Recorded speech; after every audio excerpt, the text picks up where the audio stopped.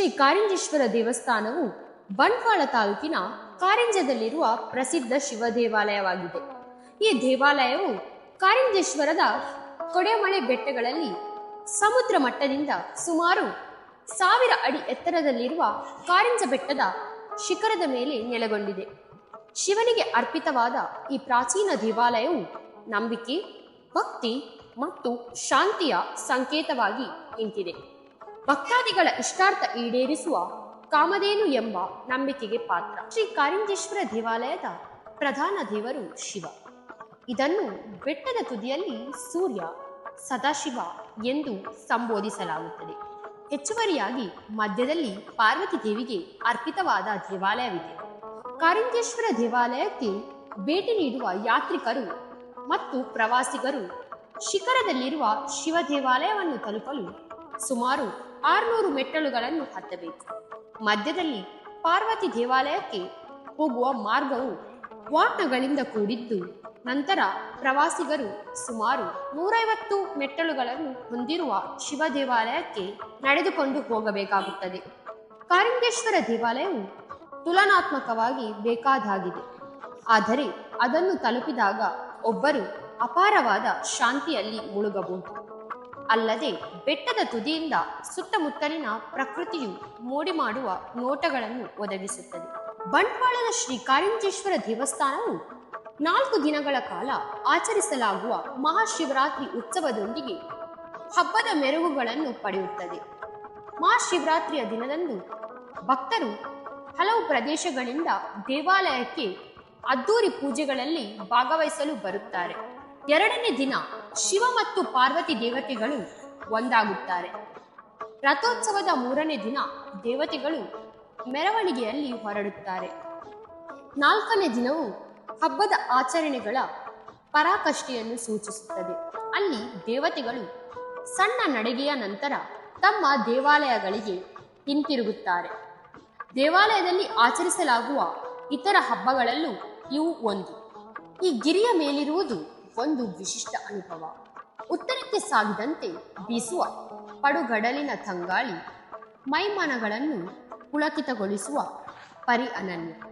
ಭಕ್ತರಿಗೆ, ಪ್ರಕೃತಿ ಪ್ರೇಮಿಗಳಿಗೆ, ಪ್ರವಾಸಿಗರಿಗೆ ಹೀಗೆ ಎಲ್ಲರಿಗೂ ಪ್ರಿಯವಾಗುವ ಸಾಮರ್ಥ್ಯ ಈ ಕ್ಷೇತ್ರದ್ದು. ಕಾರಿಂಜೇಶ್ವರ ಗುಡಿಯ ದಕ್ಷಿಣ ದಿಕ್ಕಿನಲ್ಲಿ ತಲೆ ಎತ್ತಿ ನಿಂತಿರುವ ಕೋಟಿಶೈಲ ಅಥವಾ ಕೊಡ್ಯಮಲೆ ಹೆಬ್ಬಂಡೆಗಳ ಸಮೂಹ ಇಲ್ಲಿನ ಶಿಲಾ ವೈಭವಕ್ಕೆ ಸಾಕ್ಷಿ. ಕಾರಿಂಜೇಶ್ವರ ಕೇವಲ ಒಂದು ತಾಣವಲ್ಲ, ಅದು ಒಂದು ಅನುಭವ, ನಂಬಿಕೆ, ಇತಿಹಾಸ ಮತ್ತು ಪ್ರಕೃತಿಯ ಅದ್ಭುತಗಳಲ್ಲಿ ಮುಳುಗುವುದು. ಈ ಪವಿತ್ರ ಬೆಟ್ಟಕ್ಕೆ ಪ್ರಯಾಣವು ಒಳಗಿನ ಪ್ರಯಾಣವಾಗಿದೆ. ಬಂಡೆಗಳ ಮಧ್ಯೆ ಸೃಷ್ಟಿಯಾಗಿರುವ ತೀರ್ಥಕುಂಡಗಳು, ಧ್ಯಾನಯೋಗಿಯ ಪ್ರಶಾಂತ ವಾತಾವರಣ ಯಾತ್ರಿಕರಿಗೆ ಅದ್ಭುತ ಅನುಭೂತಿ ನೀಡುತ್ತವೆ. ಈ ಕ್ಷೇತ್ರದ ಐತಿಹ್ಯ ಹಲವು ಪತನಗಳ ನಡುವೆ ತೆರೆದುಕೊಳ್ಳುತ್ತಾ ಸಾಗುತ್ತದೆ. ಪ್ರಾಚೀನರ ನಂಬಿಕೆಯಂತೆ ತ್ರೇತಾಯುಗದ ದಿಲೀಪ ಮಹಾರಾಜ ಈ ಕ್ಷೇತ್ರದ ನಿರ್ಮಾತ. ಈ ಪ್ರಶಾಂತ ಪರಿಸರದ ರಮ್ಯ ವನಗಳಲ್ಲಿ ಭೃಗಮುನಿ ತಪಸ್ಸು ಮಾಡಿದ್ದರು ಎಂದು ಹೇಳಲಾಗುತ್ತದೆ. ಈ ಕ್ಷೇತ್ರದ ಹಿನ್ನೆಲೆ ಕುರಿತಾಗಿ ಒಂದು ಕುತೂಹಲ ಕೇಳಿಸುವ ಕಥೆಯೂ ಇದೆ. ಅನಾದಿ ಕಾಲದಲ್ಲಿ ಕಾರಿಂಜ ಎಂಬ ಬೇಡರ ಮಹಿಳೆಗೆ ಲಿಂಗದ ರೂಪದಲ್ಲಿ ಶಿವ ದೊರೆಯುತ್ತಾನೆ. ಆಕೆ ಅರಿವಿಲ್ಲದೆ ಲಿಂಗಕ್ಕೆ ಕತ್ತಿಯಿಂದ ಹೊಡೆದಾಗ ಅದರಿಂದ ರಕ್ತ ಚಿಮ್ಮುತ್ತದೆ. ಮುಂದೆ ಇದೇ ಕ್ಷೇತ್ರದಲ್ಲಿ ಪಾರ್ವತಿ ಸೈತನಾಗಿ ಕಾಣಿಸಿಕೊಳ್ಳುವ ಶಿವ ಕಾರಿಂಜೇಶ್ವರನಾಗಿ ನಿಲ್ಲಿಸುತ್ತಾನೆ. ಪ್ರಾಚೀನ ಕಾಲದಲ್ಲಿ ಇಲ್ಲಿನ ಜೈನ ತೀರ್ಥಂಕಾರ ಶ್ರೀ ಆದಿಕೇಶ್ವರ ಸ್ವಾಮಿಯ ಬಸದಿ ಇತ್ತೆಂಬ ಪ್ರತೀತಿಯೂ ಇದೆ. ಈ ಇತಿಹಾಸದ ಚಿತ್ರಣವನ್ನು ಇಲ್ಲಿನ ಗೋಡೆಗಳು ಸಾರಿ ಹೇಳುತ್ತವೆ. ಕಾರಿಂಜೇಶ್ವರನ ದರ್ಶನವಾಗಬೇಕಾದಲ್ಲಿ ಕಾರಿಂಜಗಿರಿ ಇರಲೇಬೇಕು. ಈ ಗಿರಿಯ ಒಂದೊಂದು ಹಂತದಲ್ಲೂ ಒಂದೊಂದು ದೇವಾಲಯ, ತೀರ್ಥಕುಂಡಗಳು ಕೂಡ ಭಕ್ತಾದಿಗಳನ್ನು ಸ್ವಾಗತಿಸುತ್ತವೆ. ಮೊದಲಿಗೆ ಸಿಗುವುದು ಇಲ್ಲಿನ ಪ್ರಧಾನ ತೀರ್ಥವಾದ ಗದಾತೀರ್ಥ. ಇದು ದ್ವಾಪರ ಯುಗದಲ್ಲಿ ಪಾಂಡವ ವೀರಬಲರಾಮನ ಗದೆಯಿಂದ ಸೃಷ್ಟಿಯಾಯಿತು ಎನ್ನುವುದು ಪ್ರತೀತಿ. ರುದ್ರತೀರ್ಥ, ಜಟತೀರ್ಥ, ರಮತೀರ್ಥಗಳು ಈ ಕುಂಡದಲ್ಲಿಯೇ ಸೇರಿಕೊಂಡಿದ್ದು, ಭೀಮ ತನ್ನ ಗದೆಯಿಂದ ಇವುಗಳನ್ನು ವಿಸ್ತರಿಸಿದನೆಂದು ಹೇಳಲಾಗುತ್ತದೆ. ಈ ತೀರ್ಥದ ಪಶ್ಚಿಮ ಅಂಚಿನಲ್ಲಿರುವ ಶಿವಲಿಂಗಕ್ಕೆ ಜಮಾದ ಕೇಡು ನಿವಾರಣೆಗೆ ಹುರುಳಿ ಪೂಜೆ ಮಾಡುವ ಪದ್ಧತಿ ಇದೆ. ಇಲ್ಲಿ ಸ್ನಾನ ಮಾಡುವುದರಿಂದ ಎಲ್ಲ ಬದಗಳು ತೊಲಗಿ ಅನಾಥ ಫಲಗಳು ಲಭ್ಯವಾಗುತ್ತವೆ ಎನ್ನುವ ನಂಬಿಕೆ ಇದೆ. ಹೀಗಾಗಿ ಪ್ರತಿ ಅಮಾವಾಸ್ಯೆಯಂದು ಇಲ್ಲಿ ತೀರ್ಥ ಸ್ನಾನ ಮಾಡಲು ಭಕ್ತಾದಿಗಳ ದಂಡೆ ನೆರೆದಿರುತ್ತದೆ. ತುಳುನಾಡಿನ ಆಟಿ ಅಮಾವಾಸ್ಯೆ ಅಥವಾ ಭೀಮನ ಅಮಾವಾಸ್ಯೆ ಎಂದು ಸಾವಿರಾರು ಭಕ್ತರು ತೀರ್ಥ ಸ್ನಾನ ಮಾಡಿ ಈ ಸ್ವಾಮಿಯ ದರ್ಶನ ಪಡೆದು ಕೃತಾರ್ಥರಾಗುತ್ತಾರೆ.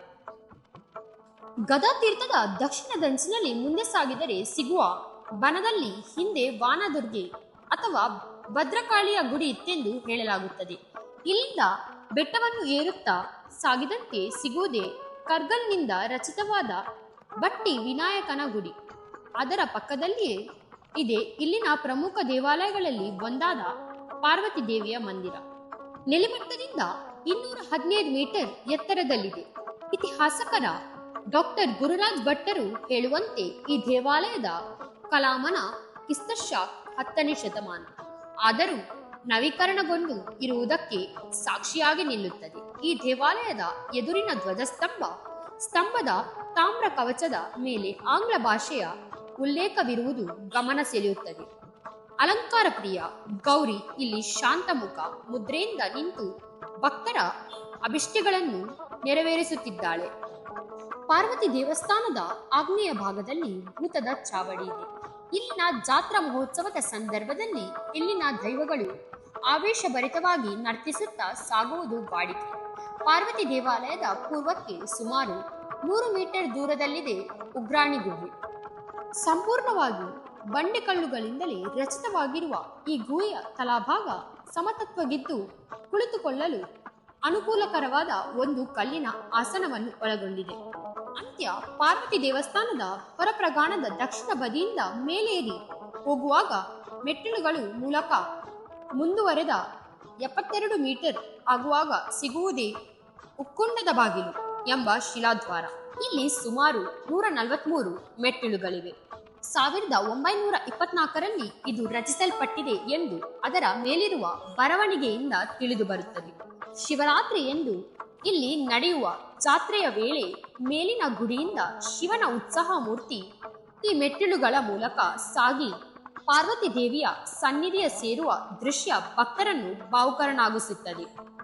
ಕಾರಿಂಜೇಶ್ವರನಿಗೆ ನಡೆಯುವ ಕಾಲಾವಧಿ ಶಿವರಾತ್ರಿ ಜಾತ್ರಾ ಮಹೋತ್ಸವದ ವೇಳೆ ನಡೆಯುವ ಕ್ಷೇತ್ರೋತ್ಸವ ಸೇವೆ ಇಲ್ಲಿನ ವಿಶೇಷ. ತನ್ನ ಗುಡಿಯಿಂದ ಪಾರ್ವತಿಯ ಸಾನ್ನಿಧ್ಯಕ್ಕೆ ಬರುವ ಶಿವ ಮರುದಿನ ರಥೋತ್ಸವ ಮುಗಿಸಿ ಮತ್ತೆ ತನ್ನ ಗುಡಿಗೆ ಹಿಂದಿರುಗುವ ಅದ್ಭುತ ಪರಿಕಲ್ಪನೆ ಈ ಉತ್ಸವದ ಹಿಂದಿದೆ. ಪಾರ್ವತಿ ದೇವಿಯ ಗುಡಿಯಿಂದ ಶ್ರೀ ಕಾರಿಂಜೇಶ್ವರನ ಗುಡಿಗೆ ತಲುಪುವ ಹಾದಿಯಲ್ಲಿ ಅಂಗುಷ್ಟ ತೀರ್ಥ ಹಾಗೂ ಜಾನ ತೀರ್ಥಗಳು ಇವೆ. ಕಾರಿಂಜೇಶ್ವರನಿಗೆ ನಡೆಯುವ ಕಾಲಾವಧಿ ಶಿವರಾತ್ರಿ ಜಾತ್ರಾ ಮಹೋತ್ಸವದ ವೇಳೆ ನಡೆಯುವ ಕ್ಷೇತ್ರೋತ್ಸವ ಸೇವೆ ಇಲ್ಲಿನ ವಿಶೇಷ. ತನ್ನ ಗುಡಿಯಿಂದ ಪಾರ್ವತಿಯ ಸಾನ್ನಿಧ್ಯಕ್ಕೆ ಬರುವ ಶಿವ ಮರುದಿನ ರಥೋತ್ಸವ ಮುಗಿಸಿ ಮತ್ತೆ ತನ್ನ ಗುಡಿಗೆ ಹಿಂದಿರುಗುವ ಅದ್ಭುತ ಪರಿಕಲ್ಪನೆ ಈ ಉತ್ಸವದ ಹಿಂದಿದೆ. ಪಾರ್ವತಿ ದೇವಿಯ ಗುಡಿಯಿಂದ ಶ್ರೀ ಕಾರಿಂಜೇಶ್ವರನ ಗುಡಿಗೆ ತಲುಪುವ ಹಾದಿಯಲ್ಲಿ ಅಂಗುಷ್ಟ ತೀರ್ಥ ಹಾಗೂ ಜಾನು ತೀರ್ಥಗಳಿವೆ. ಅಂಗುಷ್ಟ ತೀರ್ಥವನ್ನು ಭೀಮಸೇನೆ ತನ್ನ ಕಲ್ಲಿನ ಹೆಬ್ಬೆರದಿಂದ ನಿರ್ಮಿಸಿದನೆಂಬ ಪ್ರತೀತಿ ಇದೆ. ಎಂಥ ಕಡು ಬೇಸಿಗೆಯಲ್ಲೂ ಇಲ್ಲಿ ನೀರಿರುತ್ತದೆ ಎಂಬುದು ವಿಶೇಷ. ಅಲ್ಲದೆ ಈ ನೀರಿಗೆ ರೋಗನಾಶಕ ಗುಣ. ಕಾರಿಂಜೇಶ್ವರನಿಗೆ ನಡೆಯುವ ಕಾಲಾವಧಿ ಶಿವರಾತ್ರಿ ಜಾತ್ರಾ ಮಹೋತ್ಸವದ ವೇಳೆ ನಡೆಯುವ ಕ್ಷೇತ್ರೋತ್ಸವ ಸೇವೆ ಇಲ್ಲಿನ ವಿಶೇಷ. ತನ್ನ ಗುಡಿಯಿಂದ ಪಾರ್ವತಿಯ ಸಾನ್ನಿಧ್ಯಕ್ಕೆ ಬರುವ ಶಿವ ಮರುದಿನ ರಥೋತ್ಸವ ಮುಗಿಸಿ ಮತ್ತೆ ತನ್ನ ಗುಡಿಗೆ ಹಿಂದಿರುಗುವ ಅದ್ಭುತ ಪರಿಕಲ್ಪನೆ ಈ ಉತ್ಸವದ ಹಿಂದಿದೆ.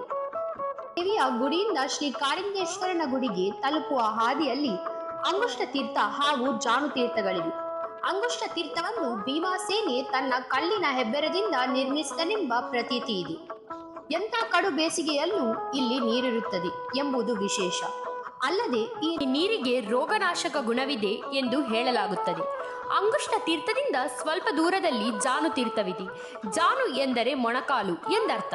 ಭೀಮನು ತನ್ನ ಮಂಡಿಯೂರಿ ಮೊಣಕಾಲನ್ನು ಕಲ್ಲಿನಲ್ಲಿ ಬಲವಾಗಿ ಒತ್ತಿದಾಗ ಈ ಹೊಂಡವಾಗಿ ನೀರು ತುಂಬಿಕೊಂಡು ಜಾನು ತೀರ್ಥವಾಯಿತು ಎಂಬುದು ನಂಬಿಕೆ. ಇದರಲ್ಲೂ ವರ್ಷದ ಎಲ್ಲ ಕಾಲಗಳಲ್ಲಿಯೂ ತೀರ್ಥವಿರುತ್ತದೆ. ಈ ಎಲ್ಲ ತೀರ್ಥಗಳನ್ನು ದಾಟಿ ಉಕ್ಕೋಡದ ಬಾಗಿಲಿನಿಂದ ಸುಮಾರು 212 ಮೀಟರ್ ಸಾಗಿದಾಗ ಸಿಗುತ್ತದೆ ಶ್ರೀ ಕ್ಷೇತ್ರದ ಅತ್ಯಂತ ಪ್ರಮುಖ ದೇವಾಲಯವಾದ ಶ್ರೀ ಕಾರಿಂಜೇಶ್ವರನ ಸನ್ನಿಧಿ. ಪೂರ್ವಕ್ಕೆ ಮುಖ ಮಾಡಿರುವ ಈ ಶಿವಾಲಯದ ಪ್ರಾಂಗಣಕ್ಕೆ ಭಕ್ತಾದಿಗಳು ಹಿಂದಿನಿಂದ ಪ್ರವೇಶಿಸಬೇಕಾಗುತ್ತದೆ. ಅಲ್ಲಿಂದ ಮುಂಬಾಗಿಲು ನಡೆಗೆ ಸಾಗಿದರೆ ದೇವಾಲಯದ ಗರ್ಭಗುಡಿಯ ಪಣಿಪೀಠದಲ್ಲಿ ವಿರಾಜಮಾನನಾಗಿರುವ ಶ್ರೀ ಕಾರಿಂಜೇಶ್ವರನ ದರ್ಶನವಾಗುತ್ತದೆ. ಕಾರಿಂಜದ ವಿಶೇಷಗಳ ಸಾಲಿಗೆ ಸೇರ್ಪಡೆಯಾಗುವ ಮತ್ತೊಂದು ವಿಷಯ ಇಲ್ಲಿನ ವಾನರ ಸೇನೆ. ದೇವರ ಪೂಜೆ ನಡೆದ ಬಳಿಕ ಈ ವಾನರಗಳಿಗೆ ನೈವೇದ್ಯ ಸೇವೆ ಸಮರ್ಪಣೆಯಾಗುತ್ತದೆ. ಪ್ರತಿದಿನವೂ ಶಿವನಿಗೆ ಅರ್ಪಿತವಾದ 3 ಸೇರು ಅಕ್ಕಿಯ ನೈವೇದ್ಯ ಈ ವಾನರರ ಪಾಲು. ದೇವಲದ ಸಮೀಪದ ನಿರ್ದಿಷ್ಟ ಹಸುಗಳಿನ ಮೇಲೆ ನೈವೇದ್ಯ ಹರಡಿದೊಡನೆ ನೂರಾರು ಕಪಿಗಳು ಬಂದು ನೈವೇದ್ಯ ಕಬಳಿಸುವ ದೃಶ್ಯ ವರ್ಣನೆಗೆ ಯೋಗ್ಯತು.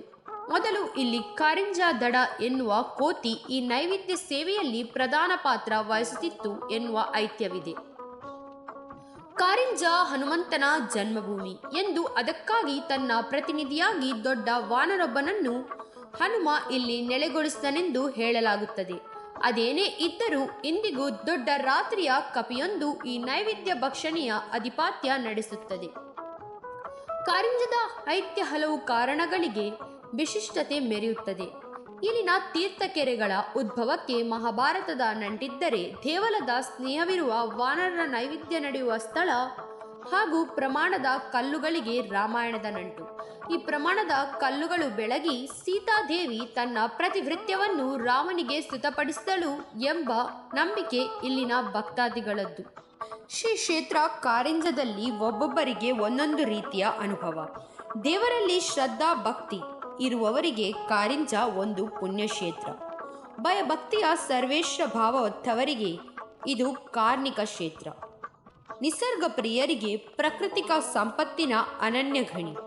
ಆಧ್ಯಾತ್ಮದ ಎಡೆಗೆ ಒಲವಿಟ್ಟವರಿಗೆ ಇದು ಅನನ್ಯತೆಗಳ ಸಾಗರ.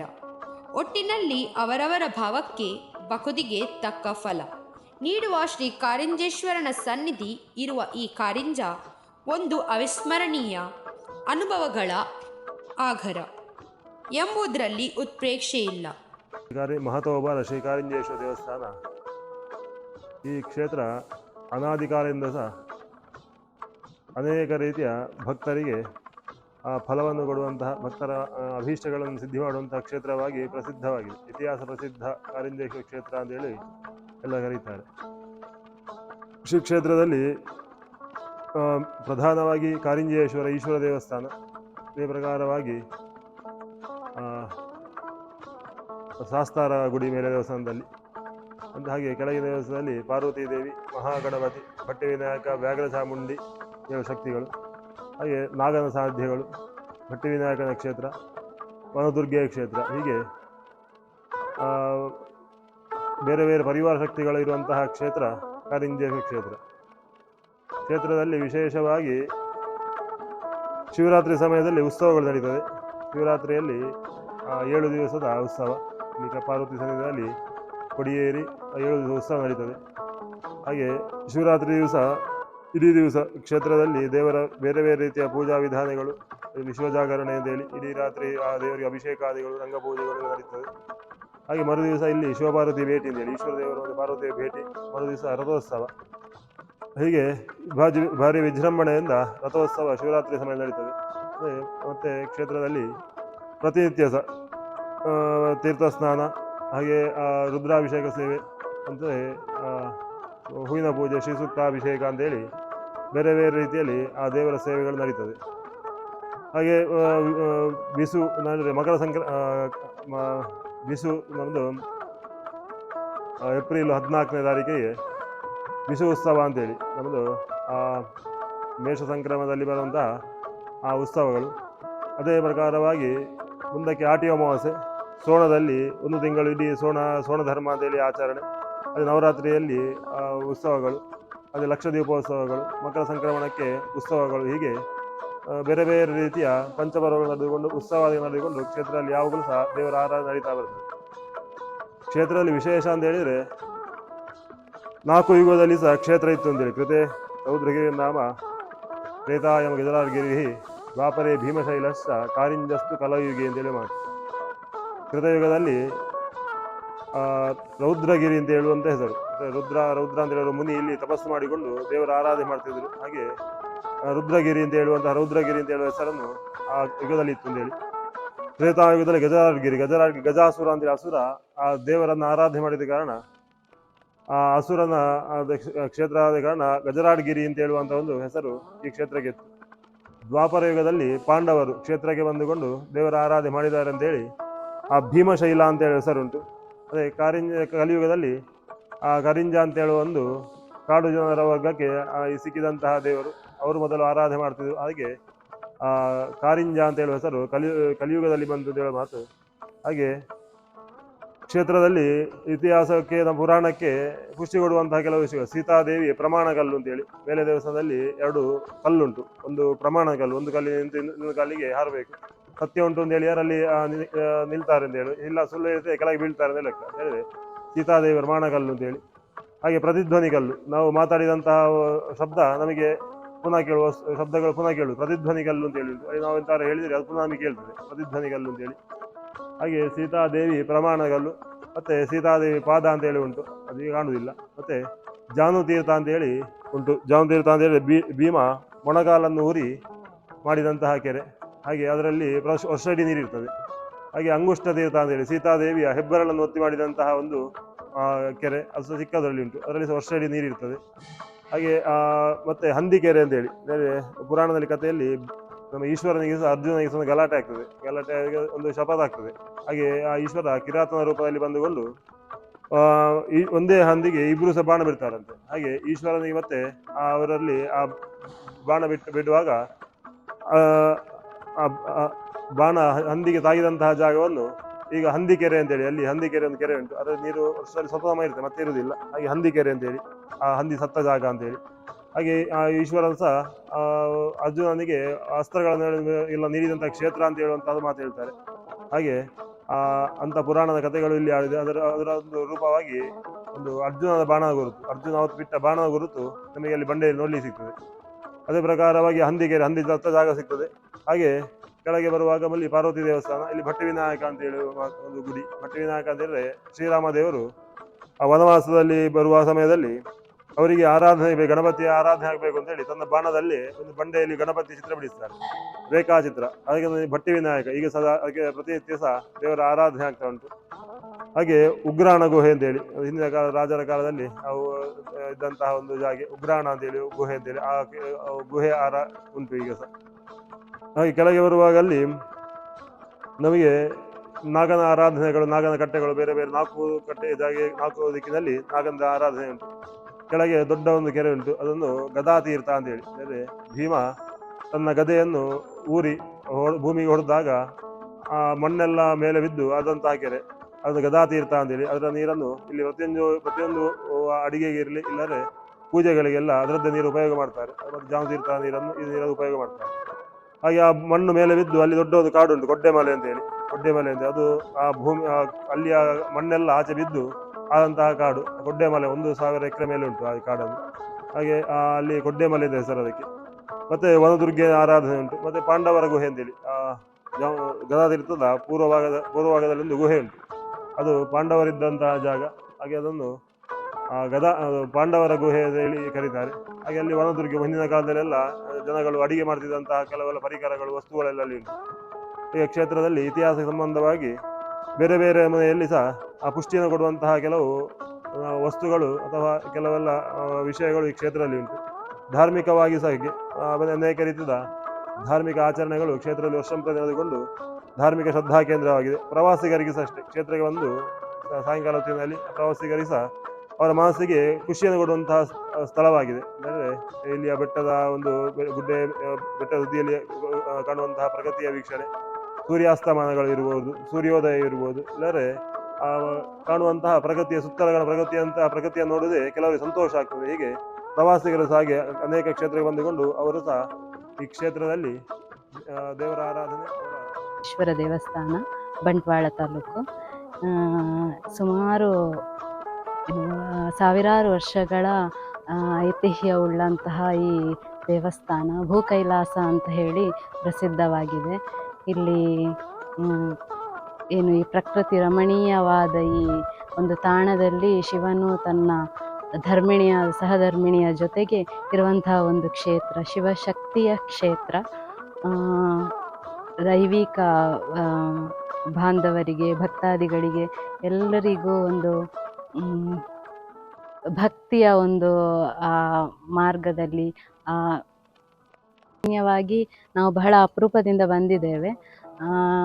ಒಂದು ಈ ದಿನ ಒಂದು ವಿಶ್ವ ಮಹಿಳಾ ದಿನಾಚರಣೆಯ ಅಂಗವಾಗಿ ಒಂದು ಮಹಿಳಾ ಒಂದು ಈ ಕ್ಷೇತ್ರಕ್ಕಿಂತ ಬೇರೆ ಒಂದು ಪುಣ್ಯ ಒಳ್ಳೆಯದಾದ ಕ್ಷೇತ್ರ ಬೇರೆ ಇಲ್ಲ ಅಂತ ಹೇಳ್ಬಹುದು. ಅದಕ್ಕಾಗಿ ಒಂದು ನಾವು ಈ ನನ್ನ ಫ್ರೆಂಡ್ಸ್ ಹಾಗೆ ನನ್ನ ಕಸಿನ್ಸ್ ಜೊತೆಗೆ ನಾನು ಬಂದಿದ್ದೇನೆ. ಸೊ ಇಲ್ಲಿ ಒಂದು ಬಂದು ನಮಗೆ ಒಂದು ಒಳ್ಳೆಯದಾದಂಥ ಒಂದು ವೈಬ್ರೇಷನ್ ಸಿಗ್ತಾ ಇದೆ. ಸೊ ಹಾಗಾಗಿ ಮತ್ತು ಈ ಕ್ಷೇತ್ರವೇ ಹಾಗೆ ಬಂದ ಭಕ್ತಾದಿ, ಶಿವ ಅಂತ ಹೇಳಿದರೆ ಬಂದ ಭಕ್ತಾದಿ ಅವನು ಎಲ್ಲವೂ, ಶಿವನ್ ಸರ್ವಲೋಕವು ಶಿವಮಯವಾಗಿದೆ. ಸೊ ಅವನು ಬಂದ ಭಕ್ತಾದಿಗಳಿಗೆ ತನ್ನ ಅಭಯವನ್ನು ನೀಡುತ್ತಾ ಈ ಕ್ಷೇತ್ರದಲ್ಲಿ ಅವನು ಮೆರಿತಾ ಇದ್ದಾನೆ. ಸೊ ಹಾಗಾಗಿ ಎಲ್ಲರೂ ಭಕ್ತಾದಿಗಳು ಆದಷ್ಟು ಈ ಕ್ಷೇತ್ರಕ್ಕೆ ಬರಬೇಕು, ಈ ಕ್ಷೇತ್ರದ ಅವನ ಆಶೀರ್ವಾದ, ಅನುಗ್ರಹವನ್ನು ಪಡೆಯಬೇಕು. ಧನ್ಯವಾದ. ದೇವಸ್ಥಾನವು ಇತಿಹಾಸ ಪ್ರಸಿದ್ಧವಾದ ದೇವಸ್ಥಾನವಾಗಿದೆ. ಇದು 4 ಯುಗದ ದೇವಸ್ಥಾನವಾಗಿದೆ. ಕೃತಯುಗದಲ್ಲಿ ಉದ್ಭವ ಶಿವಲಿಂಗವು ಇಲ್ಲಿ ಪ್ರಧಾನವಾದಂತಹ ಮೂರ್ತಿಯಾಗಿದೆ. ಬೇರೆ ಬೇರೆ ಊರುಗಳಿಂದ ಇಲ್ಲಿಗೆ ಪ್ರವಾಸಿಗಳು ಬರ್ತಾರೆ. ಮತ್ತು ಯೂಟ್ಯೂಬಿನ ಮೂಲಕ, ಇನ್ಸ್ಟಾಗ್ರಾಮ್ನ ಮೂಲಕ ಬೆಂಗಳೂರಿಂದ, ಮೈಸೂರಿಂದ, ಮಂಗಳೂರಿಂದ, ಕಾಸರಗೋಡಿಂದ ಮತ್ತು ತಮಿಳುನಾಡಿನಿಂದ ಬರ್ತಾ ಇದ್ದಾರೆ. ಇತ್ತೀಚೆಗೆ ಕಾರಿಂಜವು ಬಹಳ ಪ್ರಸಿದ್ಧವಾದಂಥ ದೇವಸ್ಥಾನವಾಗಿದೆ. ಆದರೆ ಮೊದಲು ಇದರ ಬಗ್ಗೆ ಮಾಹಿತಿ ಕೊರತೆ ಇತ್ತು. ಆದರೆ ಈಗ ಮಾಹಿತಿಯು ಸೋಷಿಯಲ್ ಮೀಡಿಯಾದ ಮೂಲಕ ಹರಡುತ್ತಾ ಇದೆ. ತ್ರೇತಾಯುಗದಲ್ಲಿ ಶ್ರೀರಾಮ, ಪರಶುರಾಮ, ಲಕ್ಷ್ಮಣ ಅವರು ಇಲ್ಲಿ ಭೇಟಿ ಕೊಟ್ಟು ಪೂಜೆಯನ್ನು ಮಾಡಿದ್ದಾರೆ. ದ್ವಾಪರ ಯುಗದಲ್ಲಿ ಪಾಂಡವರು ಸಹ ಇಲ್ಲಿಗೆ ಭೇಟಿ ಕೊಟ್ಟು ಇಲ್ಲಿ ಕೆಲವು ಅವರ ಕುರುಹುಗಳನ್ನು ಬಿಟ್ಟು ಹೋಗಿದ್ದಾರೆ. ಮತ್ತು ಶಂಖಪಾಲ ಅಂತಹ ನಾಗವು ಸಹ ಇಲ್ಲಿ ಸಂಚಾರವಿತ್ತು ಮತ್ತು ಅದಕ್ಕೆ ಸಂಬಂಧಿಸಿದ ಕಥೆಯು ಸ್ಕಂದ ಪುರಾಣದಲ್ಲಿ ನಮಗೆ ಸಿಗುತ್ತದೆ. ಈ ಸ್ಥಳವು ಬಂಟ್ವಾಳದಿಂದ 10 ಕಿಲೋಮೀಟರ್ ದೂರದಲ್ಲಿದೆ ಮತ್ತು ಧರ್ಮಸ್ಥಳದ ಹೋಗುವಂತಹ ದಾರಿಯ ಬದಿಯಲ್ಲಿದೆ.